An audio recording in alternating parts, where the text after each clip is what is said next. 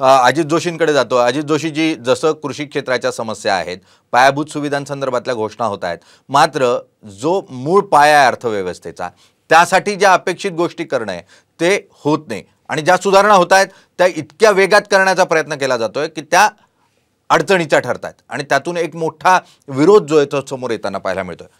तोच प्रकार आहे जीएसटीच्या बाबतीत, तोच प्रकार होतोय इन्कम टॅक्सच्या बाबतीत। तुम्ही कसं बघतात? कारण जीएसटी हा अत्यंत त्रासदायक प्रकार म्हणून समोर येऊ पाहतोय आणि त्याला विरोध होतोय मोठ्या प्रमाणावर। तर काही मोठ्या सुधारणा होतील जीएसटी आणि इन्कम टॅक्सच्या प्रोसेसेसमध्ये?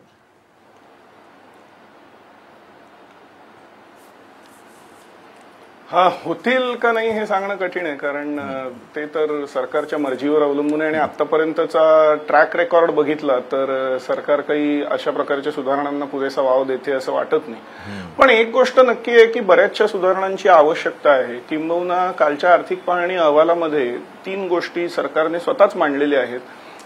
पहिली म्हणजे खाजगी क्षेत्राची गुंतवणूक ही समाधानकारक नाही। आपण लक्षात घेऊ की खाजगी क्षेत्राला करांमध्ये सवलती देऊन आता 4-5 वर्ष झाली आहेत, परंतु त्यातनं वाचणारा पैसा हा अधिक गुंतवणूक आणि त्यातून अधिक रोजगार निर्मितीकडे जातोय असं नाही, असं सरकारचाच आर्थिक पाहणी अहवाल म्हणतोय। त्यामुळे खाजगी क्षेत्राची गुंतवणूक का होत नाहीये याचं कारण कुठेतरी मागणी पुरेशी नाही। मग मागणी पुरेशी नसण्याचं कारण कुठेतरी आर्थिक विषमता, असं सगळं आहे का याच्यावर एक सरकारने विचार करायची आवश्यकता आहे। आणि दुसराही मुद्दा महत्वाचा जो सरकारने मांडलेला आहे पुन्हा एकदा त्यांच्या पाहणी अहवालामध्ये, तो असा आहे की पुरेशी शेती क्षेत्राचाही मुद्दा मांडलेलाच आहे आणि त्याचबरोबर असाही मांडलेला आहे की मोठ्या प्रमाणावर एक स्किल गॅप आहे। म्हणजे एका बाजूला आपण असं पाहतो की बेरोजगारी वाढते आहे आणि दुसरीकडे आपण असं पाहतो की मोठ्या प्रमाणावर उद्योगधंद्यांना स्किल्ड मनुष्यबळ उपलब्ध होत नाही। मग ही जर का गॅप भरून काढायची असेल तर त्याच्यासाठी सरकार काय करणार आहे, ह्याचाही एक संबंध हा कररचनेशी आहे, खास करून जीएसटीशी आहे। तर ह्या सगळ्या गोष्टींवरती विचार होण्याची गरज आहे। आर्थिक पाहणी अहवाल हा बरेचदा सरकारने काय करावं यावरही टिप्पणी करत असतो, परंतु कालच्या अहवालात काही या सगळ्याबद्दल पुरेशा समाधानकारक सूचना होत्या असं मला वाटत नाही। तर सरकार या सगळ्याकडे गंभीरपणे आणि मूलभूत दृष्टिकोनातून बघेल, मूलभूत जीएसटी यंत्रणेचा ओव्हरहॉल करायचा प्रयत्न करेल, मूलभूत करांमध्ये काही नाही तर किमान सामान्य माणसाला कर प्रणाली सोपी होईल अशा काही गोष्टी करणं शक्य आहे।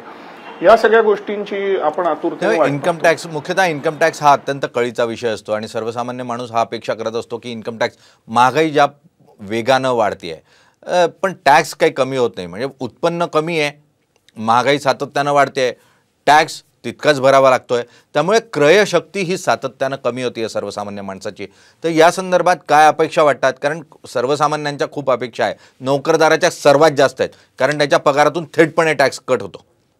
उद्योजक किंवा छोटा व्यापारी जो आहे तो कमीत कमी खर्च वाढवून टॅक्स वाचवण्याचा प्रयत्न करतो। कसं बघतात जोशी साहेब?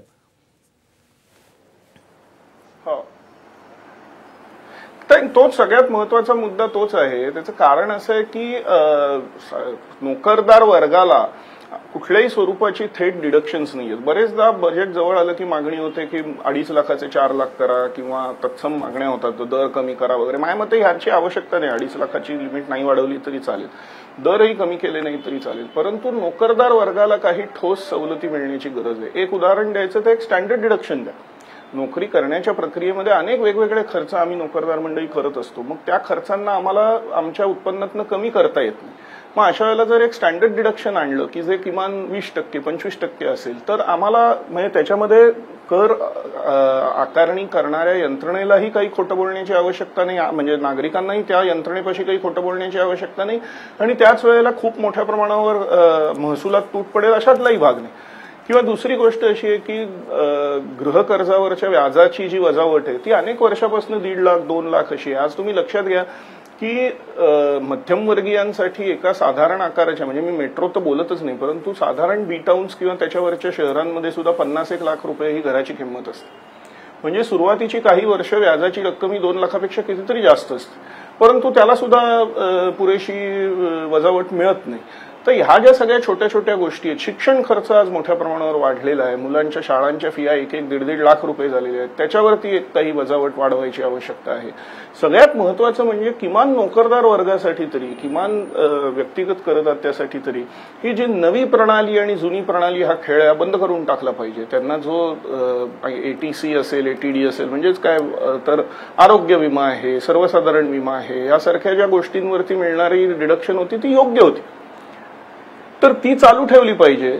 आणि जुन्या नव्याचा खेळ वाटलं तर कॉर्पोरेटसाठी करावा, त्यांच्याकडे मोठमोठे कर सल्लागार हायर करून त्याच्यातनं काय ते ठरवायला स्कोप असतो.